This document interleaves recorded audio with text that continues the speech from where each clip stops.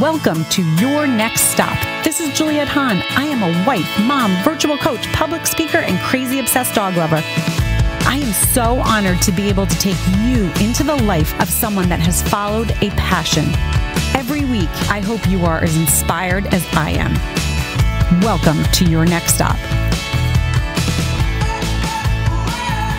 Hey guys, how are you? Welcome to another episode of Your Next Stop. So this is a really interesting guest. Again, another Clubhouse, which I know you guys will be like, oh my gosh, she's had everyone on that's Clubhouse, but that's not true. If you really listen, it's not. But this is someone that's on Clubhouse. And I know a tiny bit of her story. And it is fascinating. She's another podcaster. She's also an award-winning journalist. So welcome, Anna Tajder. How are you? Hi, thank you. I'm very excited to be here. We've been scheduling and rescheduling for a while, and I was like, I want to do this. I'm looking forward to this conversation, so I'm very excited to be here with you. Yes, thank you so much. Okay, so Anna, I want you to take us through, and if you have to go back a little bit of how, you found your passion and then what you're doing with it now. I have to go back very, very far to my childhood. That's okay, go ahead. I grew up with parents who are both artistic, creative people. My dad is an architect, and I grew up in Yugoslavia, which doesn't exist anymore. Now we are Croatian after the war. And my dad was very, very successful in his career and was an award-winning architect and very celebrated for that. And my mom is an amazing woman, and she's the reason why I started my podcast, Thank You Mama, in which I talk about lessons we learn from our mothers. My mom was discovered at age 17 as a movie actress accidentally and became a movie star, like a real movie star. Wow. Her face was on covers of magazines, and she was gorgeous. She was equally talented as she was beautiful. So she was also winning awards. Whatever new movie she would do, she won awards. But parallel to that, she finished the Academy of Arts and became a visual artist and was equally successful with that. So she was designing children's books when she was not on film sets, and she was winning awards with that as well. Like she was so super creative. I mean, your parents were super creative, but also not only creative but also successful in it and fulfilled with it, and recognized and blossoming in these careers or passions of theirs, I would say. And then everybody expected me in all schools always to follow their paths. Like none of my teachers would ever think about anything else for me but that, Right. And when I had to choose high school, it was just so normal. I'd go to the art. We had an art high school for young artists, which I did and loved it. And then the war broke out, and I moved to Vienna. Finished high school. I didn't speak German. So the American International School offered people or young students from Croatia scholarships to attend, because we literally left one suitcase and we're like, what now? Right. So scary. It was awful. But I mean, that has to be terrible. It's a big topic for another podcast. It was terrible because the war was creeping in slowly. Like it started in other parts of Croatia. And we kind of knew it was coming, but we didn't want to accept it. We were like, no, it won't happen here. Right. in the capital. We were like, no, it will never. It's going to calm down. It's going to calm down. What? So can you just tell us what year that was? That was 91. Okay, that's what I knew it was around there, but so 1991. Okay, so 91. I was a junior in high school. So that's my third year in high school. So So you were around that. Yeah, I was second. Okay, so we were around the same age. Yes, so I can't I can't even imagine my world being turned upside down like that. So it was insane. It was insane. It was insane for two reasons. When I was 9, I was diagnosed with scoliosis, and they stuck me in those horrendous metal back braces, that go all the way, which are painful and horrible and like stigmatizing. Everybody always asks you about them, and and it didn't help. So I had to have a very complicated back surgery where they put a long metal rod in my spine, basically. Oh. And that was 2 years before the war. That was when the Berlin Wall fell. I remember being in the hospital when the Berlin Wall fell. And I basically just recovered. It took me 2 years to recover. And I just recovered from years of that. When one beautiful Sunday afternoon, I was doing my homeworks, and suddenly these jets, you cannot, when it's so insane, when army jets fly over your head to kill you, it's the noise that, it's seriously the noise of a devil. Like you can't imagine what it is.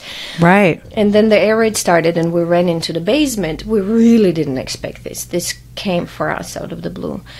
And I had a very tough time. I was sitting in that basement in blackout for I think we sat there for 6 hours. And my whole body was shivering from fear. These jets were flying. Thankfully, we weren't bombarded. But just waiting for that to happen was... I can't even imagine. Right. And I was in there and I can't imagine what it's like when the bombs start flying around. This is why when I see a war somewhere, my first thought is the children who are sitting in some basements and shivering, and it's like, just let's not do this.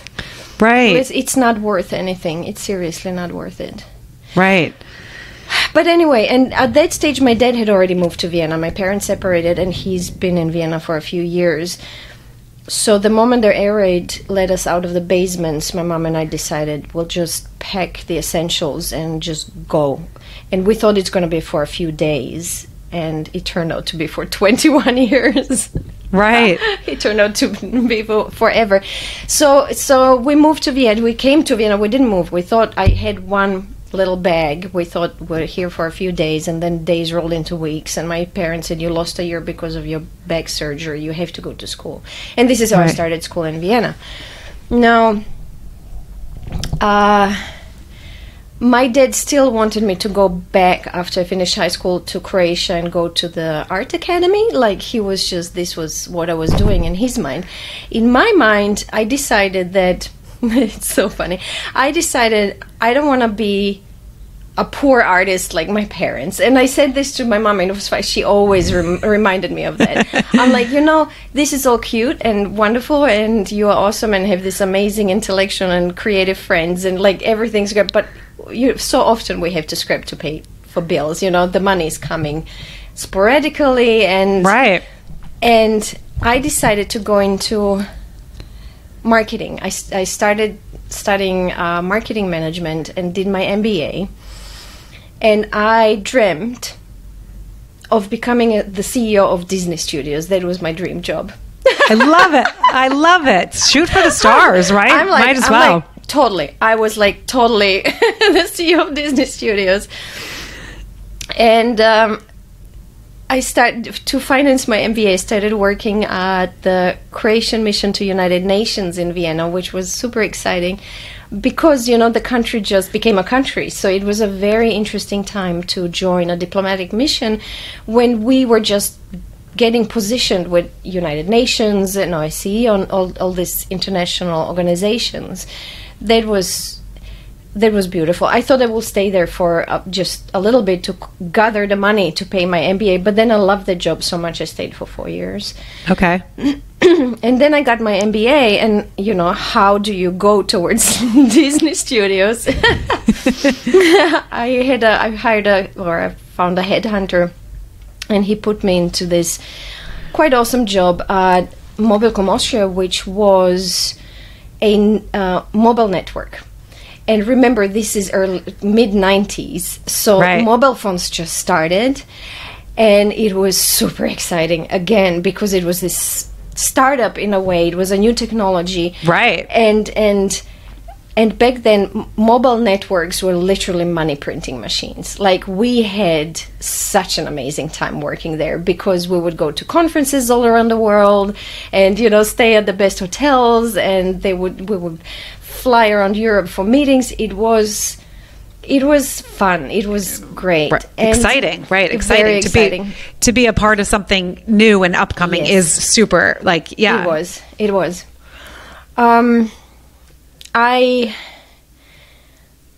had a boss whom I had to kick out of my hotel room at one point. Oh, not good.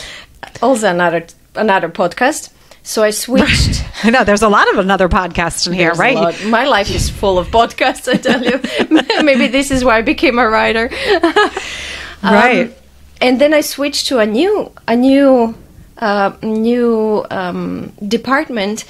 Mobilcom at that stage just bought like 6 other little companies in Eastern Europe, including Croatia and Slovenia and all ex-Yugoslavian countries, and had this like a international department that's coordinating, that was supposed to coordinate these 6 or 8 different companies. And I started working there in strategic market planning. And again, I loved it. This was, I loved the work because it was a helicopter view of these 6 different countries. And somehow through my life, there's always this topic of intercultural, like different cultures, like translating one culture for the other or to the other. And it was amazing for me to have such a good overview of each different market and each country and each company, and decide together with them which products and services which we should implement and how in each market. That was it. I loved doing that. That was super fun. But I had a boss there who I was never good enough for him. I don't know what. I spoke to my colleagues very often about that, and they're like, "What's his problem with you?" No idea. Like, I was never good enough for him. Whatever I did was not. I just didn't. I wasn't his cup of tea. Right.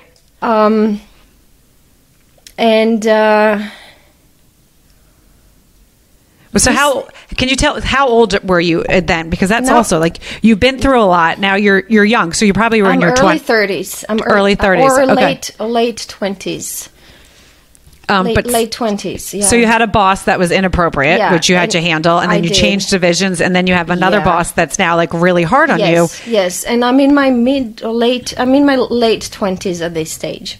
Okay. And then parallel to this happening, one winter I had this big flu when I was stuck at home and couldn't go to work. And I lived in a very fun new apartment building full of small apartments, so mostly young and single people. And I had this group. We all became friends. We're still friends. Like my next door neighbor was my best man on my wedding, and he's like my brother now. So we all became friends, and we were young and fun, and we had some crazy stories happening in that house. So I was sick at home, and we had breakfast, and we started reminiscing, like remembering the stories. And it was shortly before Christmas, and when they left, I thought, it would be cute if I made little booklets write our stories down and put our pictures there. So that was, while I was homesick, that became my project, and I started doing that. And I so clearly remember, I love fountain pens. I always write with fountain pens. I so clearly remember the first letter I wrote with my fountain pen. Like, I still remember the shimmer of ink. It's crazy.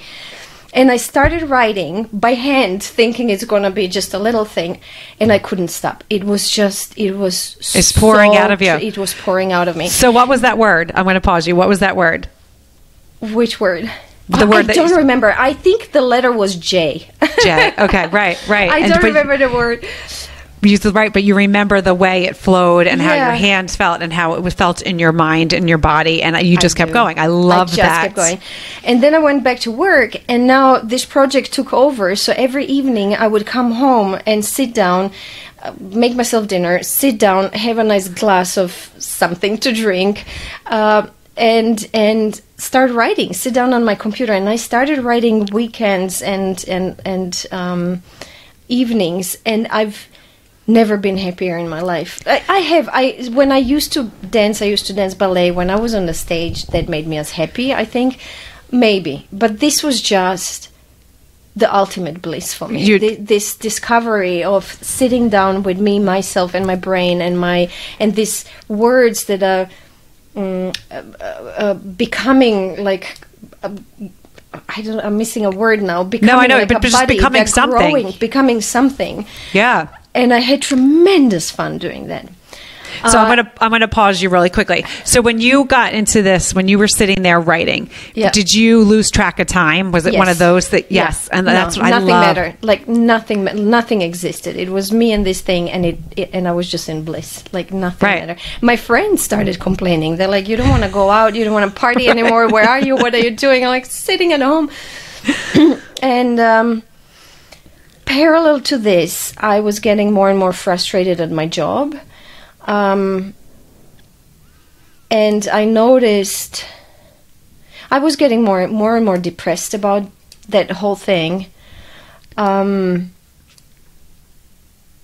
I can't remember if the book was already finished at that, but basically my writing turned into a book. I didn't, without noticing, it was like a manuscript of 500 pages or something. Oh my gosh. Yes. Wow. And I made those little booklets and gave them to my friends as a present, and they were such a success with them and with all my other friends. Everybody who read it was like, you need to get this published. This is so amazing. And they would ping me every now and then and be like, are you publishing this? But for myself, I felt like it was just an outburst. Like I just did this and it felt a little bit like shedding skin, and I just did this and put it in my drawer and forgot about it. Okay. And the job was getting more and more frustrating. And I remember reading somewhere about burnout. And I was reading this article and I'm like, oh my God, this is what I'm going through. I didn't even realize that this is a thing, or that all these symptoms and feelings is what I'm going through.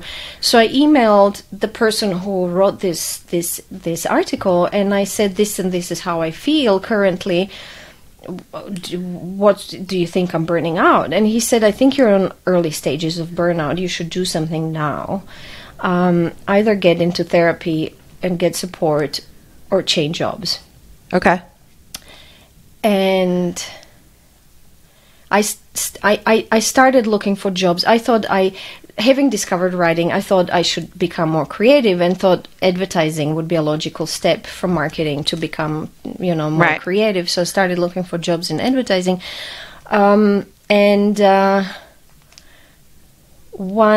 meeting, we had a meeting. This is a complicated story, but I was the marketing head for a very, very complex technological project, and there was like a tech guy with me, and I was the marketing person, and it was so complex that he had to be hired. He was a consultant. Nobody in our company was dealing with these things. It was converging mobile networks into fixed networks, and these things like blow your mind. Right. And for some reason, we were supposed to present to our CEO and CTO where the project's at, and he canceled. He couldn't come, and I had to present his part. And I remember how nervous I was. It was just like, oh my God, how am I going to do this? But I did. Like I took his PowerPoints, and I'm quickly. So I went to the CEO. It was my first meeting with our CEO. It's like these big guys in the company, and I'm sitting there. And I remember I took out the pages that were like Chinese to me. I understood zero. And I'm like, I'll just skip this PowerPoint. Like, I'm not even going there. So I went in there. My boss was there, and I had this presentation. And I left, and my boss stayed with them. And it's funny, the CEO's secretary came over to my room, and she's like, I just wanted you to know that they're so full of praise for you and compliments, and they were very surprised that you knew all these technological things so well. Like, they can't stop talking about you. That's amazing. And I was like, yes, that was amazing. And then my boss walks in and says, yeah, this went well. And I said, yes, this went well. I hope you now finally understand that I can do this. And he's like, I still think you're no good. And I went home and wrote my resignation. I went home and I'm like, okay, I'm done. Good for you. I'm burning out in this. I need to change. And I can't change this guy. I already switched departments because of one dude. I'm not like... I'm done. I'm done with this. I love this job as such, but like, I'm just done with this nonsense. So I went home and sat down and wrote a resignation. Good for you, because it was his issue. It had nothing to do with you, and you know that he obviously was insecure and had some underlying issues. So good for you that you stood up for yourself and did that. I did. And now comes the funny part, when I'm like, okay, now I'm getting into advertising. So I applied. I was going through, job ads, and I saw Ogilvy, the big advertising agency, was looking for a junior creative copywriter. And I thought, let me try this. So I applied for that. And the HR lady invited me for the interview, and she sat down with me and she's like, was this a joke? Because of my MBA and because I've worked at the other jobs. I worked in the diplomacy for 4 years and in this other job for 7 years. And I had this big resume. And I'm like, no, it's not a joke. I'm willing. I want to change into something creative. So I thought I'll start from, the basics. And she's like, I'm not doing this. I'm not giving you this job, but I really want you here. So she gave me a great account. I became an account manager in that agency. Oh, that's amazing. That was amazing. But to my big surprise, it's crazy. That job, being an account manager in an advertising agency, was less creative than working in marketing in my mobile network company. That surprised. That was because the creatives are doing all the creative, and you're managing. You're managing. You have absolutely. I really felt more creative and fulfilled in my last job. So I was doing this job for 2 years, and in the meantime, my friends are like, "What's happening with the manuscript?" And then I had no idea about publishing or writing or anything. So I ordered from America. I ordered this big writer's handbook, like this big book that tells you how to get published. Right. And if something can put you down as a writer, that's it. Like, it's like, no way in the world you're going to get published. You have to write like 5 million letters to first find an agent. And then if you find an agent, then you need a book proposal and this and that. And it's describing this whole process. And I thought, okay, I got myself ready for this. And I lived in Austria at that time, but I thought Croatia would be a safe place for me to publish this because because it's a different country, and if anything goes wrong, like, who cares? So I printed out a list of Croatian publishing companies, starting with the top publisher and going down. And I thought, okay, so I'll start from the top and just go down, and then maybe somebody towards the bottom will publish the book. And I send them the manuscript, and few days later, my phone rings, and I'll never forget this moment. I picked up my phone, and this is the publishing company, and they're like, we love this, we want to publish it. And that was the first one? The first one. Oh my God, amazing. The very first one. And how many years prior did you write it? And were you sitting on it? I think 2 years. 2 years, okay. Yeah, it must have been 2 years at least. Okay. That was insane. Like, that was just like... Yeah, so you were like, oh my gosh. Okay. I didn't... Oh my gosh, what's going on? What is happening? And so now I'm in, and we're preparing the book for publishing and everything.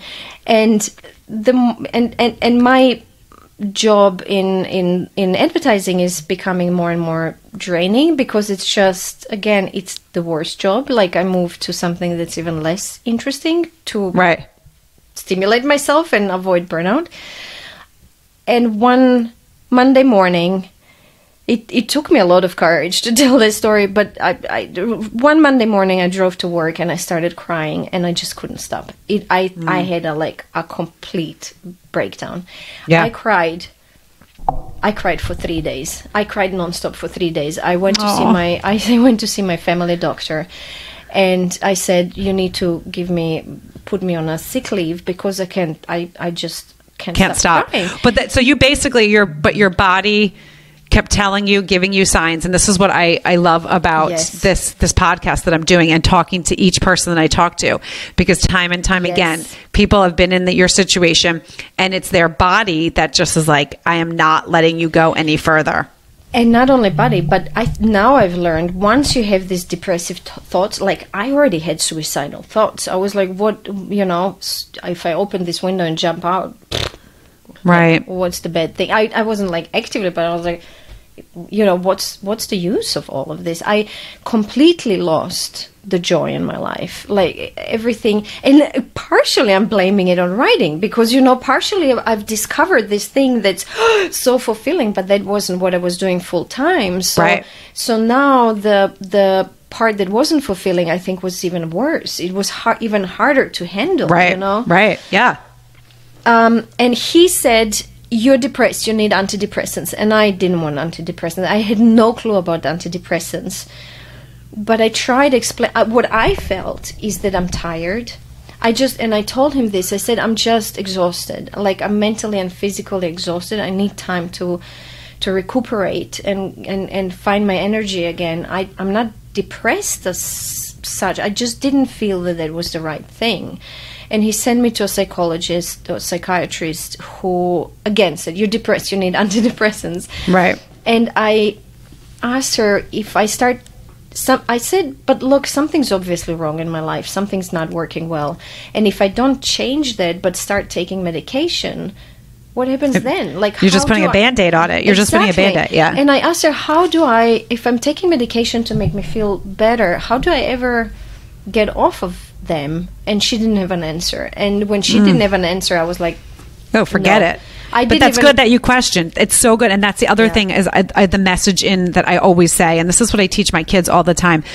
You have to know in your gut, and you have to question everything in your gut. Listen to your gut, because it's so true. And I love that you asked her that question. Okay, well, I don't want to be on these all the time, but there's something obviously in my external life that's happening. And so you were in tuned enough with your own self to be able to ask that. There's so many people, so many women that are not, that just take the happy pill because that's what they're told to do, and they go through life. That's why I created this podcast.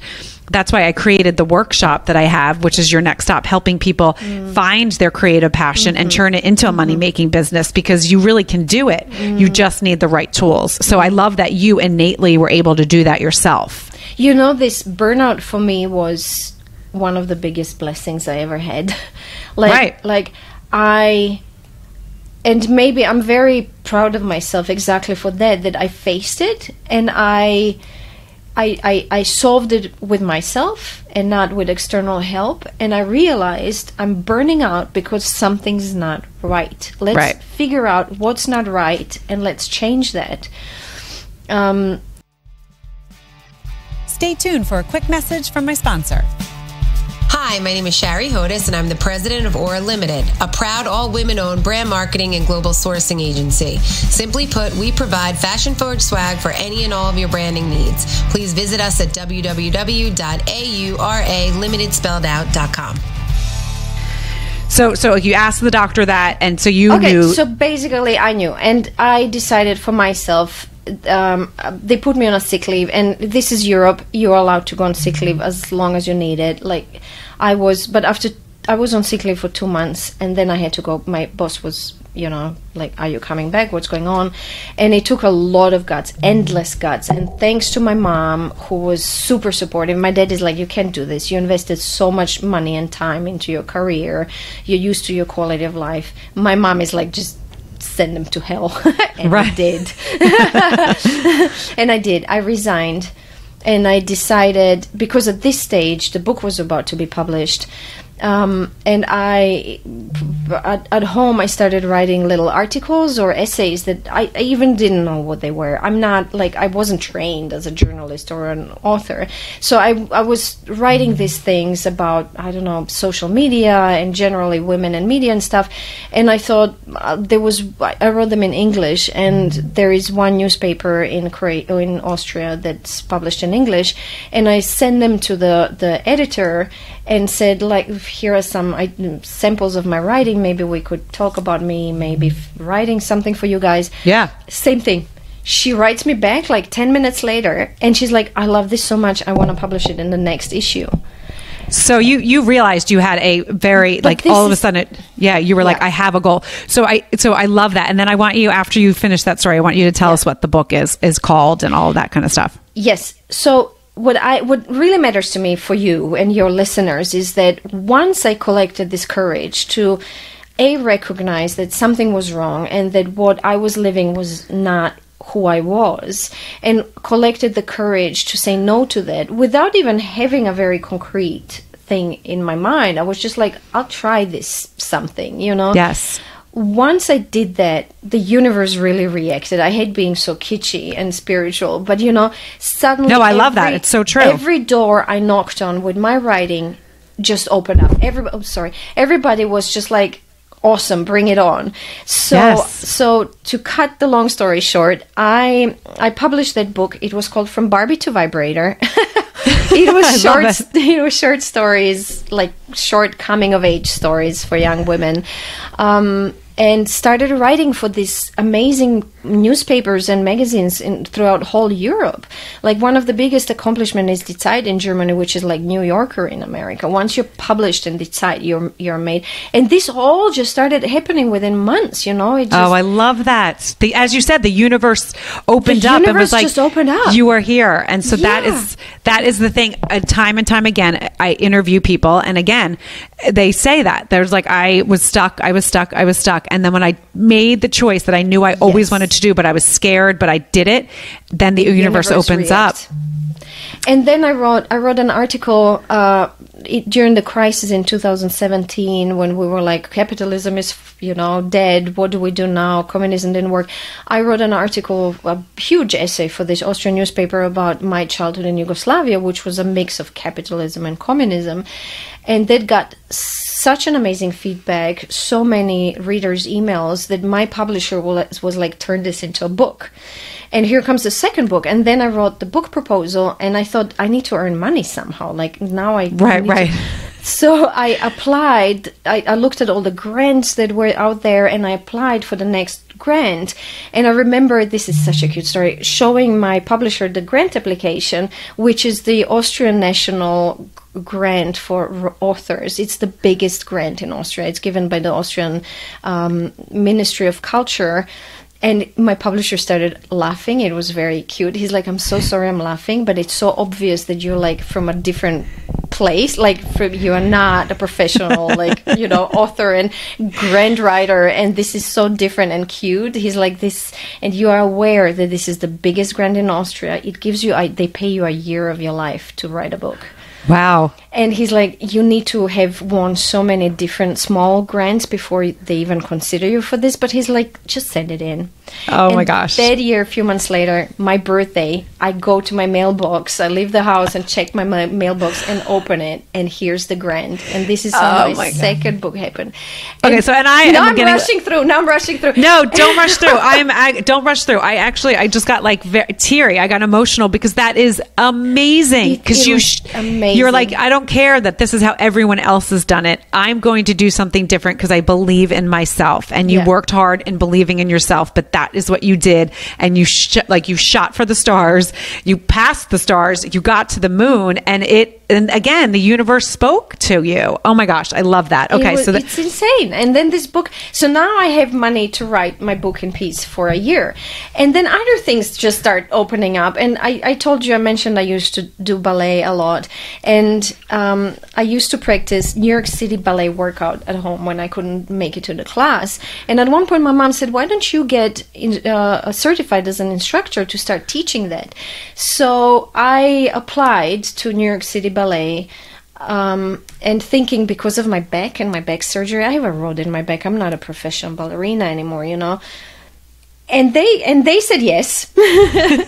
So here I have this grant for a year of my life, and I'm flying to New York to fulfill my dream and like take classes and get certified at New York City Ballet. Like things were just that's amazing, so amazing. And long story short, this is how I met my husband, and I've like half a year later moved to Los Angeles, and 2 years later we got married, and we have this beautiful son, oh my God, that's amazing. The whole life just blossomed out of it. And how many years ago was that you went to New York? It was 2010, so 10 years ago. Oh my gosh. So again, that is like so amazing. So what is your second book called? That's Titoland. It's called Titoland because the president of Yugoslavia was called Tito, and it's called Titoland, My More Equal Childhood. It was all about this equality that, you know, from your perspective. I love that. And now is your husband, is he American? My husband is American. He's also a book author and a screenwriter. And yeah. And you live now, you're in the United States. We are in Seattle. Yeah. We were in Los Angeles for 8 years. We've been in Seattle for 3 years. We're moving back to Vienna this summer. We're very excited about that. Oh, that's amazing. And how old's your son? He's 6. Oh, I love that. He's also a little artist. He is so creative, you cannot imagine. My dad is already thinking of organizing him a little exhibition in Croatia. He's like, these things that this child is creating are incredible. Oh, isn't that so blessing? It's beautiful. And so do you have any other, or is that, so you did 2 books? Is there another book? I did. I wrote a book about my burnout, which kind of... Smart. Which was crazy. I wrote it in Croatian for the Croatian market. They didn't want it. And then my Austrian publisher is like, I want it translated. But then life happened. And that's, again, another podcast. We had so many cancer battles in our family. Oh, I'm sorry. I lost a lot of time with that. But that book is waiting. I'm thinking of just translating it into English and making an audio, like a podcast out of it, because it's this story, basically, you know, as a book. Which is an amazing story. And so I think so, yeah. Yeah, tell us about your podcast. When did you start that? After one of these cancer battles, my mom was diagnosed in 2016 with stage 4 lung cancer. And my mom and I were just the best friends, so close, sisters, and everything in the universe. And she passed away just 6 weeks after her diagnosis. Like, this was just... Sorry. Oh, that's devastating. It was insane. It was insane. Were you already married? Yes, I was already married. So did she get 2 years old? She did. She came when Kai was born. She came to Los Angeles to help out, and that's the best thing she could have ever given me in the universe. She was there for 4 months to help. And when my husband went into chemo, when Kai was 6 months old, she came back, because that was 4 years of pure hell with a little baby. And oh my gosh, now is your husband, is he... He's fine. I'm knocking on wood. It's been 5 years. He had his 5-year clear, and yeah. But anyway, so my mom passes away, and at one point I had this horrible anxiety that I was going to forget everything she taught me and told me. It started with, what did she tell me? So I started writing this down, and that started turning into lessons she taught me, and that started turning into a book about the lessons, and that started turning into her biography because of her amazing life. Like, telling her biography through her lessons and telling women about this. I was surprised that we actually never think about, what did I learn from my mom? What did my mom teach me? And I thought this would be an amazing podcast. So this is how Thank You Mama was born. And immediately from the beginning, the idea was to interview women from all around the world. I have women from Tanzania to Nepal to United States to France, like whatever. I have 50 countries at this stage. That's amazing. And women from all different walks of life and different professions and different backgrounds. And it's yet another passion project I'm just madly in love with it. And I think it's going to become a beautiful book. Yes. Well, it's also, and you're reliving your mom. Like, that's what's so beautiful. I'm very close with my mom. So my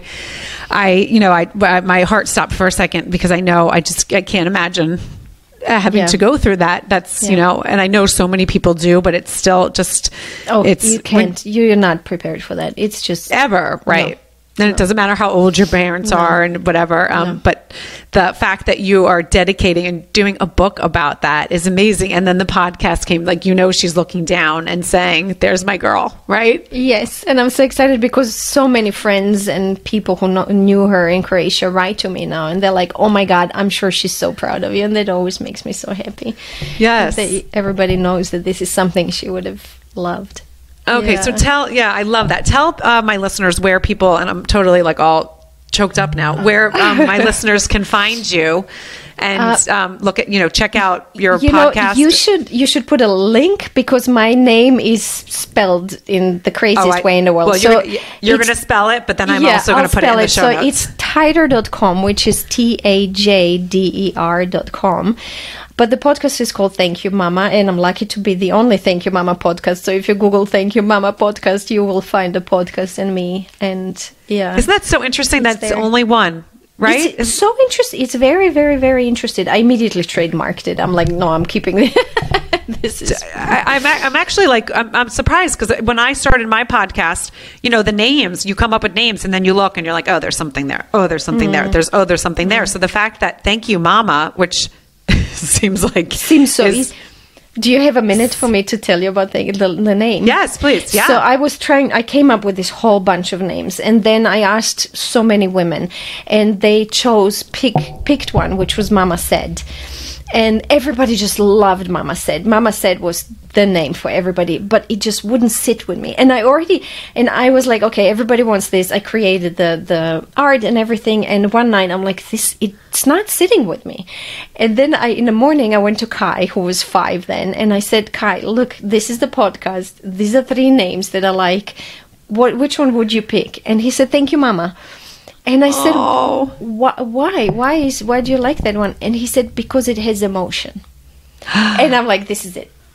I don't care what any grown-up says in this world. This podcast is called Thank You, Mama. And what a beautiful thing for your child to say that. Yeah. And it's funny, when I started my podcast, my kids came up. So my podcast was originally called Next Stop Crazy Town. I remember that. Yeah. Yes. And Crazy Town is very endearing to me. I'm going to ask you what Crazy Town means to you in a second, but Crazy Town's very endearing to me. It's my energy. It's my kids. It's my dogs. It's my husband. It's everything that just is life, right? Life with energy. It's energy. Yeah. Crazy Town and energy is what, and so when we were coming up with names, when I first started it, it was my son that said, Mom, what about Next Stop Crazy Town? And I was like, done. Because it's also something that you came up with, and it's like, so endearing. And it's not gone away. My podcast now is Your Next Stop, because it just speaks to what I'm doing now. But my season 1 is Next Stop Crazy Town, and it will always be, endearing to me. So I love that. Anna, I love that. And I love your story. And I definitely want to have you back on to share more, because you have lived a life, and you have done, you really have. You've really lived a life. 5 lives, I think. I seriously, sometimes I feel like I'm 80. I'm just like, whoa. You really have. But the thing that I just love that we kept coming back is that you really listened to your gut. It might have taken you a little while, but you did, and then you did this. And look what happened when you followed what you were. So it's, and again, some people say universe, some people say God, but God's gifts that he gave you, he was speaking to you, like, right, giving you the universe was speaking to you, again, whatever you want to say. But once you listened and then were able to do that, it was such a beautiful thing, because it was like, okay, now this is what I'm meant to do. Before I go to bed, I pray every night. I'm a very faithful person. I wouldn't say I'm a religious person, but I'm a very faithful person. And when I pray, I always say, God, keep speaking how you made me, keep whispering those in my ear, because I will then share them with the world, and I will help someone because of the God-given gifts that you gave me. And I know I have some really good ones, and I have some important ones that I know I can help other people. This podcast is one of them, because I know I can help people realize they have talents. They don't have to be stuck in their life. You have one life. Do what makes you happy. Don't do, and you're with your husband, and then your mom, you saw like those things. My dad went through 2 cancer diagnoses. My mom went through 2. My husband went through 2. My both grandmothers died of cancer. Oh my gosh! You only have one life, and it's short. And you really, the only thing you need to do is find what fulfills you with positivity. I think that's, Nick and I talk about it a lot. He's like, I want to create this big thing. And I'm like, you know what? If you manage to be a happy person and thus make the people around you happy, I think that's a fulfilled life. And I've learned that from my mom passing away, because when she passed away, nobody was talking about, oh, these beautiful paintings she made, or this movie or that movie.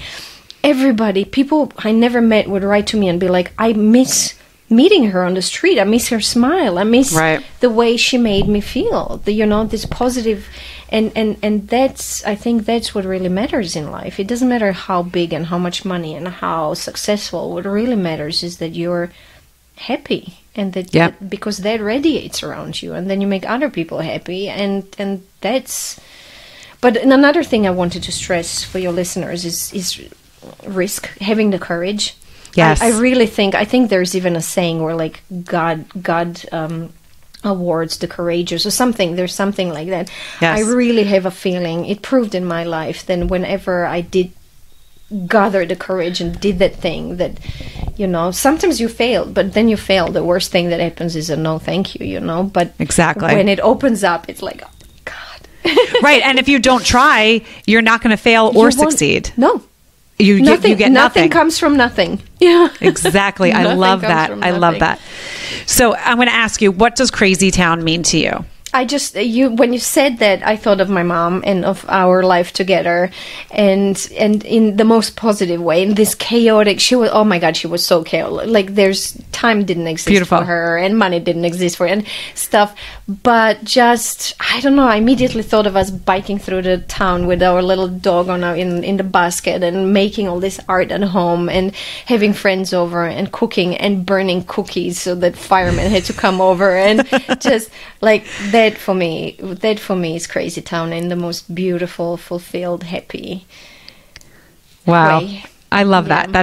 That makes my heart full. And so I just have to say thank you so much for joining Your Next Stop and sharing your incredible, incredible story.